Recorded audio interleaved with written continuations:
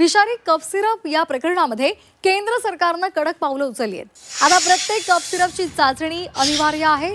सरकारी प्रयोगशाळेत याची चाचणी केली जाणार आहे। कफ सिरपमध्ये विषारी घटक आढळल्यानंतर आता हा निर्णय केंद्र सरकारनं घेतलाय। कफ सिरपमध्ये आढळणारी 10 रसायनं हाय रिस्क श्रेणीमध्ये आहेत आणि त्यामुळे आता त्याची चाचणी होणार आहे।